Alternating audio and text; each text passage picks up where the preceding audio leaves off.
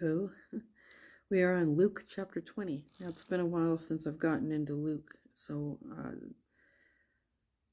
the authority of Jesus is questioned. One day, Jesus was teaching the people in the temple courtyard. He was announcing the good news to them. The chief priests and the teachers of the law came up to him. The elders came with them. "Tell us by what authority you are doing these things," they all said. "Who gave you this authority?" Jesus replied, "I will also ask you a question. Tell me, was John's baptism from heaven, or did it come from the people?" They talked to one another about it, and they said, "If we say from heaven, he will ask, 'Why didn't you believe him?'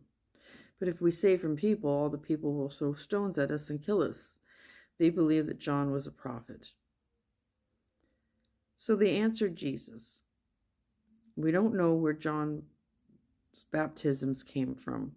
Jesus said then, "I won't tell you by what authority I am doing these things either." We all know that the baptisms were from heaven. Just in case you're wondering. Jesus went on to tell the people a story. A man planted a vineyard, and he said he rented it out to some farmers. Then he went away for a long time. At harvest time, he sent a slave to the renters. They were supposed to give him some of the fruit of the vineyard, but the renters beat the slave. Then they sent him away with nothing. So the man sent another slave, and they beat that one and treated him badly. They also sent him away with nothing. The man sent a third slave, and the renters wounded him and threw him out. Then the owner of the vineyard said, "What should I do? I have a son. I love him. I will send him. Maybe they will respect him." But when the renters saw the son, they talked the matter over, and "This is the one who will receive all the owner's property someday," they said. "Let's kill him. Then everything will be ours." So they threw him out of the vineyard and they killed him. What will the owner of the vineyard do to the renters? He will come and kill them. He will give the vineyard to others. When the people heard this, they said, "We hope this never happens." Jesus looked right at them and said, "Here is something I want you to explain the meaning of.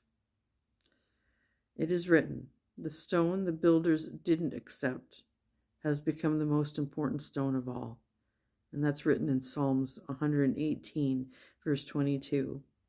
"Everyone who falls on that stone will be broken to pieces, but the stone will crush anyone it falls on." The teachers of the law and the chief priests looked for a way to arrest Jesus at once. They knew he had told the story against them, but they were afraid of the people. The religious leaders sent spies to keep a close watch on Jesus, and the spies pretended to be sincere. They hoped they could trap Jesus with something he would say. Then they could hand him over to the power and authority of the governor. So the spies questioned Jesus. "Teacher," they said, "we know that you speak and teach what is right. We know you don't favor one person over another. You teach the way of God truthfully. Is it right for us to pray or to pay taxes to Caesar or not?" Jesus saw that they were trying to trick him, so he said to them, "Show me a silver coin.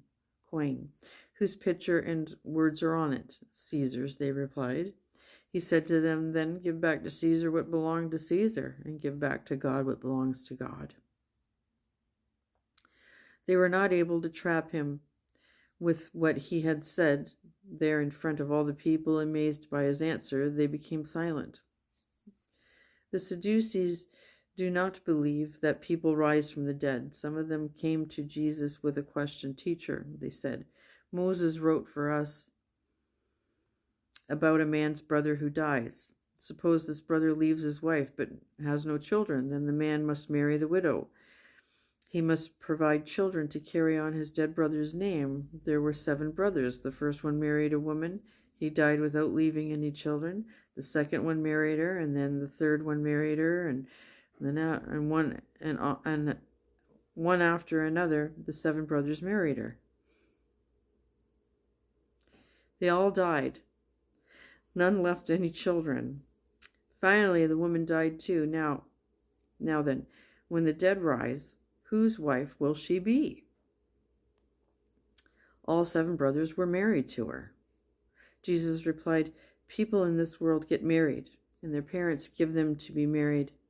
But it will not be like that when the dead rise. Those who are considered worthy to take part in the world to come won't get married, and their parents won't give them to be married. They can't die anymore. They are like the angels. They are God's children. They will be given a new form of life when the dead rise. Remember the story of Moses and the burning bush? Even Moses showed that the dead rise. The Lord said to him, I am the God of Abraham, I am the God of Isaac, and I am the God of Jacob. He is not the God of the dead, he is the God of the living. In his eyes, everyone is alive. Some of the teachers of the law replied, you have spoken well, teacher, and no one dared to ask him any more questions. Jesus said to them, why do people say that the Messiah is the son of David? David himself says in the book of Psalms, the Lord said to my Lord, sit at my right hand until I put your enemies under your control. And that's in Psalm 110, verse 1. David calls him Lord. So how can he be David's son?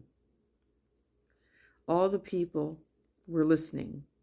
Jesus said to his disciples, watch out for the teachers of the law. They like to walk around in long robes. They love to be greeted with respect in the market, and they love to have the most important seats in the synagogues. They also love to have the places of honor at banquets. They take over the houses of widows, and they say long prayers to show off. God will punish these men very much. And that's the end of chapter 20. Thank you for listening.